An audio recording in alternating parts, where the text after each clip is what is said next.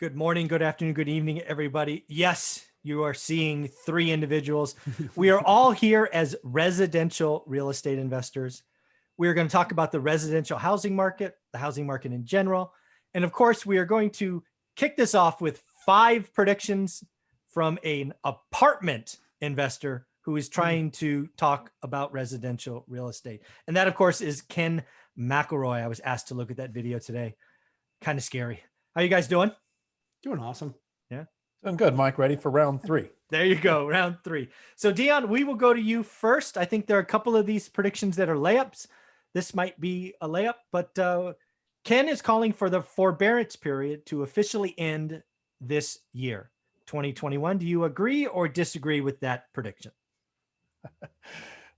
My hope is that he's right, but we don't want to get caught living on hopium. Yeah, exactly.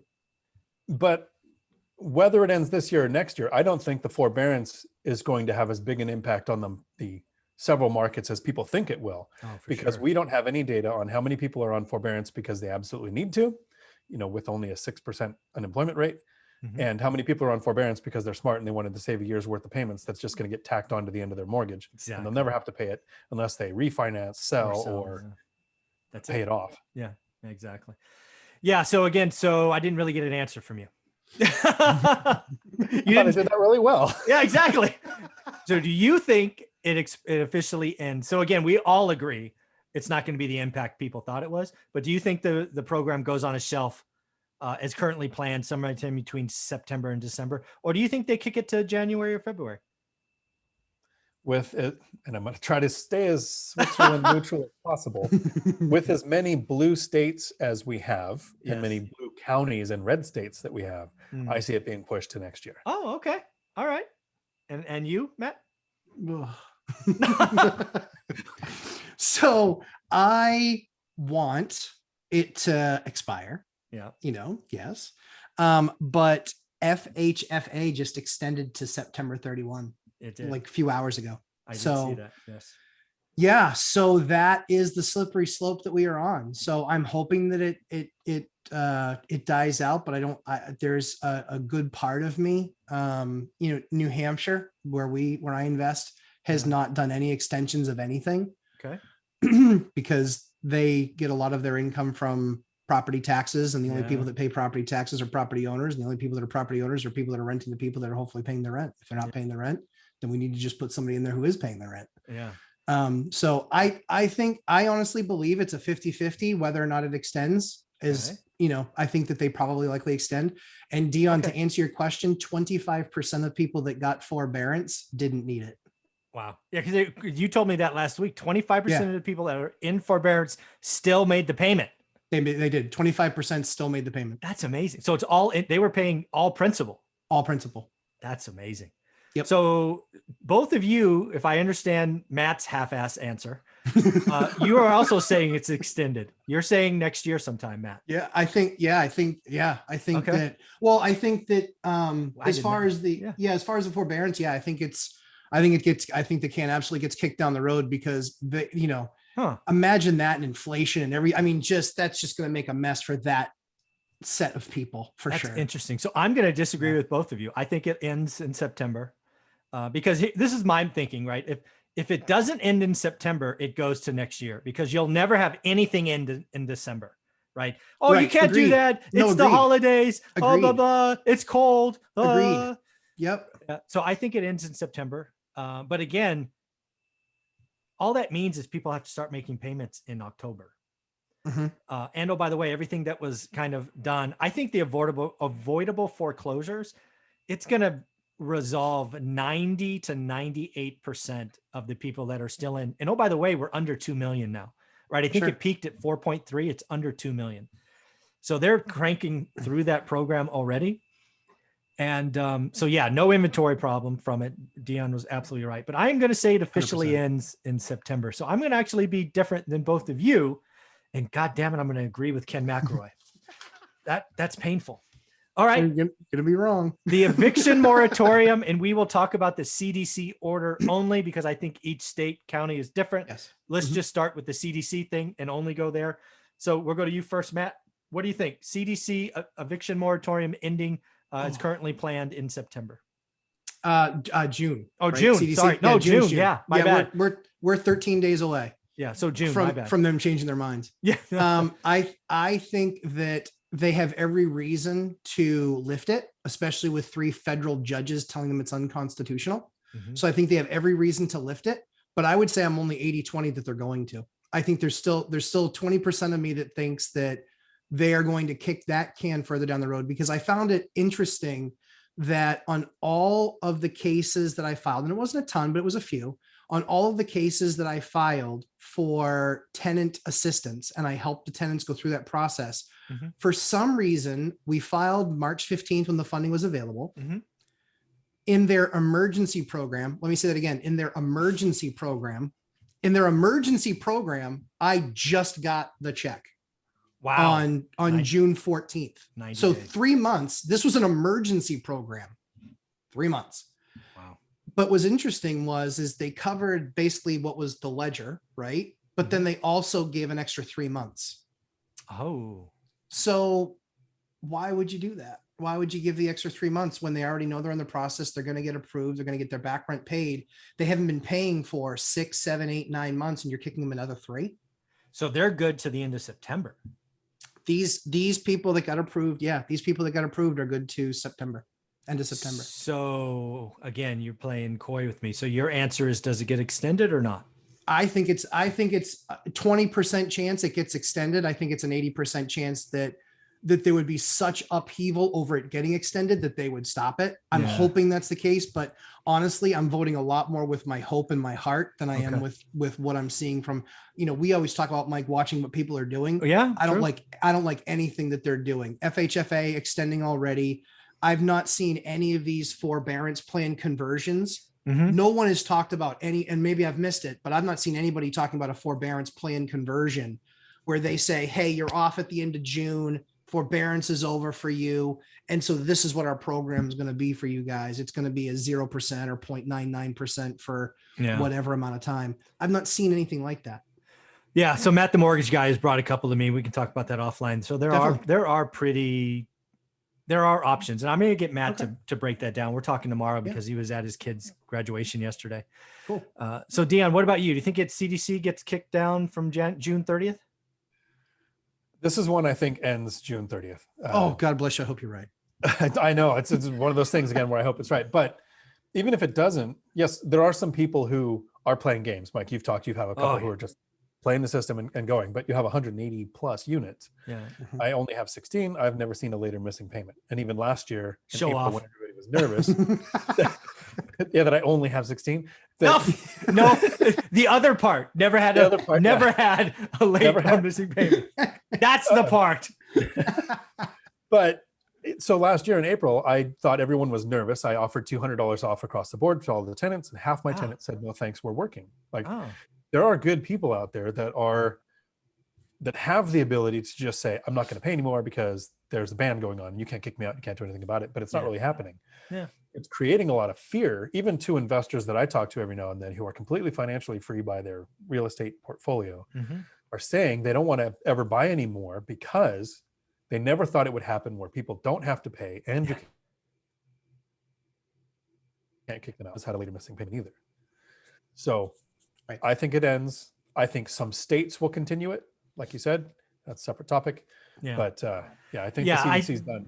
Yeah, I'm going to go with you on this one. I think CDC has had enough. I think they realize. I hope so. I think they've seen now 3 federal court cases saying you went against the U.S. Constitution, and oh, by the way, that's kind of an important document. So I don't think the CDC is going to stand up and do it again. But to the other point, I have no vote about states. I'm in a blue state. I'm in a really blue state.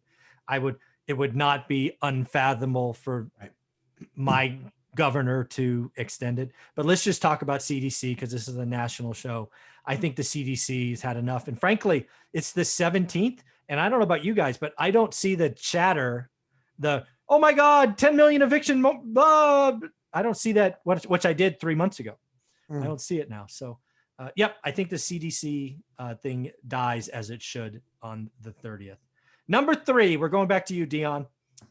This is good old Ken McElroy realizing he got burned last time. So if you don't recall, Ken McElroy came out like 9 months ago and said housing was going to fall 40%. I did lots of videos on it, bet him 10 grand. He didn't take me up on it. Now what he's saying is home prices peak in 2022. And that's all he says. So what he is basically telling us is real estate is going to have at least a negative 1% appreciation in 2023. That's about all I can interpret from his opinion. So Dion, do you think housing peaks in 2022 and we actually, again, nationally speaking, have a negative value or negative appreciation in, peaks in 2022, we have a negative print in 2023? Only if interest rates go up significantly in 2023. If they stay at or about where they're at now, I think we're going to see more and more lenders offering that 40-year mortgage option. I think we're going to see more and more hedge funds investing in single-family homes, which is going to drive prices up. Because a lot of those hedge funds, as an investor, I have to look at the cash flow maybe 2 years from now. If I house hack for a year, I'm not really factoring that. But the next year, when I move out and rent out all the units, what is my cash flow going to be? Hedge funds can look 5 years from now with this projected rental path. This is where our profit will be. They can buy what we would call alligators now, because they know how many they're going to be buying, and it's in the billions over the next few years. So if interest rates don't change, prices keep going up, 23, 24, 25, we're going to see easier lending options to keep the payment down, and more people looking at single family as an asset class to invest in, which is going to drive prices up. So you would say in 2023, not a negative print, so some positive number. Correct. Right. Okay. All right. How about you, Matt? I agree. Yeah, I don't see anything. I don't see it going negative next year. I mean, there might be a blip in a month, in one of those weird months. There might be one of those weird blips, but not anything that's going to be month after month for sure. Right. And I think that, lumber prices have come down significantly. Technically they're in a bear market now. That changes things. Sure does. The rates, like Dion said, obviously people buy based on payment, not based on value. That's a huge thing. And we all know that basically if there's any sort of correction whatsoever, that Wall Street's got billions of dollars. Including our good buddy Jamie. I called him. He didn't call me back. He didn't call you back. You left a voicemail. I left him a voicemail. I was like, Jamie, talk to me about all this cash you got sitting. $500 billion, $50 billion a month. Yeah, and that's the thing is he's got 500 billion sitting there. By the end of this year, he'll likely have $1 trillion. He will $1 trillion. A private company with $1 trillion of cash. Cash. That hurts my head. Yeah, that's ridiculous. And to Dion's point, and something, Mike, you and I have talked about a lot, which is we're buying with a mortgage. They're buying with cash. Any money that you're getting for rent is a return on that cash. Absolutely. So it's just a matter of what is good, what is average, what is good, what is great, right? Exactly. And they're looking at it and saying, what other asset are we going to put this money in that we're going to see a 20% return on our capital on an annualized basis, or a 15% or even 10%? Yeah. So I think Ken McElroy again is wrong here. Yeah. Really, Ken, you the one example you talk about here is a 660 unit building in Katy, Texas, as I recall. You should talk about apartment investing, multifamily, NOI, value add. We'd love to hear it. You need to stay out of single family. I'll be really declarative. So we had 15% last year. I think we'll have 7% this year. I think we'll have 4% next year. We'll have 2% after that. And I don't think we go negative possibly until 2025, if at all. But Mike, appreciation is down 50%. Exactly. That's what all the crash people are going to talk about is, oh my God, appreciation's down 50%. What are we going to do? 7 is a positive number, people. God. Well, one of the problems with formats like YouTube is people click on what they want to see. Yes. So Ken knows what he's doing with social media, and he's got 250,000 people subscribe to his channel because he says you're going to get a 40% crash. I'm going to click on that because I want a 40% crash. So everything's on sale for me. Doesn't mean it's going to happen. It just means that's what I wanted to hear as an investor. And now he's saying, yeah, we see all these trends where it's not going to crash now, but don't worry, 2023 is going to be your time. Yeah, we'll click on that. Yeah, pretty crazy. All right, number 4. I think it's Matt's turn. He's talking about Renter Nation. Didn't really go into it. The first time I heard about Renter Nation, I think was Grant Cardone. Basically, how I interpreted in here is home ownership rates. So in my investing career, home ownership rates have went at a peak of 71, which is like the end of the bubble, which was frankly not good lending got us there. And I think it went as low as 62, somewhere give or take. But right now, Ken in his video said we're at 68%. So probably near the top end of a market. But he's saying over the next decade, we're going to trend lower. And again, Ken was very smart. He didn't actually give a number. He just said lower. So, well, that's easy. That's easy, right? So let's pick 64%. Let's pick 64%, right? Do you think over the next decade we're at 68? Do you see so many negative trends that Americans just give up on the dream of home ownership and they just become renters, or what's the deal, Matt? Not if they're buying your course, they aren't. Yeah, exactly. What's the deal? I mean, seriously, like at the end of the day, so I think what's going to happen, I think what Ken's missing is that with inflation, rents are going to go up. And his rents are going to go up large because a lot of the stuff that he buys isn't necessarily turnkey. It's value add type of stuff, right? Absolutely. Yeah. So he goes in there, he's getting 1,000. He does value add and then inflation. And then you look at that over a 3 to 5 year period, he's 1,300 to 1,500. And then you've got people that are literally trying to run out of the building because they're like, we have no control over our rent. We have no control over our future. We have no control over anything that's going on. And control is a little bit, a little bit unreasonable because it's a little, exactly. Because I mean, technically when you buy with the bank, you don't control that either. But you certainly control your 30-year costs in a far better fashion. Than if you don't, because your taxes aren't going to go up $1,200 in a year where your rent's going to go up, can easily go up $100. Your mortgage isn't going to go up $100 a month. Shouldn't. I mean, that's a pretty, pretty far outlier. Yeah. Very cool. All right. How about you, Dion? No, I think he's absolutely wrong on this one. Not Matt. Ken. Clarify there. I'm like, I can't wait to hear this one, Dion. Oh, I got it wrong again. Sorry. No, I'm agreeing. Yeah, no, I think what happened in 2020 was a lot of people are now having the option to work at home. And Mike, you've said it on your channel before. People can live in the middle of a big city, pay $4,500 a month for a tiny little apartment, or they could pay $1,500 a month for a house. And so $2,000 a month for that house, or $3,000 a month for that house, is still less than $4,500 for that crappy little apartment in a more city area. So I think we're going to see a lot more of that as we go forward.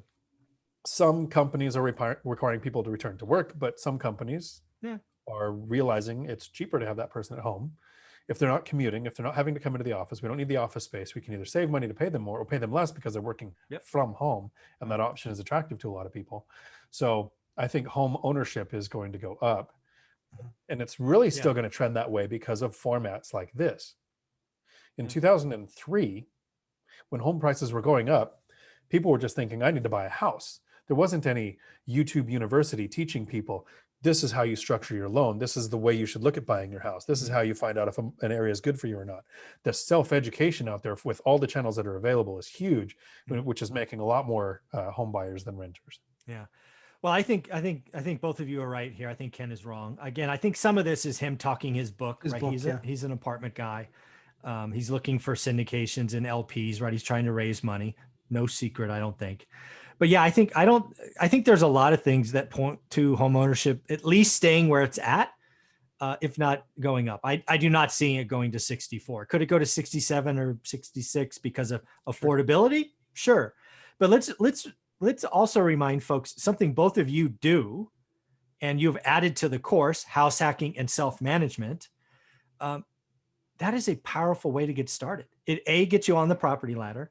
It starts you on your path to 4. You can literally become a millionaire via house hacking your 4, 3, 2, 1.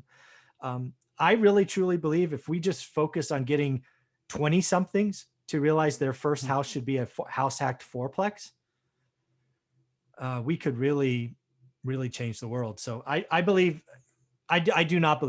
we are a country where home ownership is one of the American dreams. And I'm not willing to give up on that. And you can make the American dream whatever you want. That's the beauty of this country. I think for a lot of people, owning a home is the dream. And I don't see that going away. I don't. And let's not forget something I haven't talked about on my channel, and I actually didn't mention on my live stream of Ken McElroy. when I gave my feedback on this was, don't forget, Biden is talking about a first-time buyer tax credit. Exactly. 5, 10, 15 grand. What happens if he comes out and says, hey, in 2022, we're going to hand out 10 grand or 15 or whatever it is.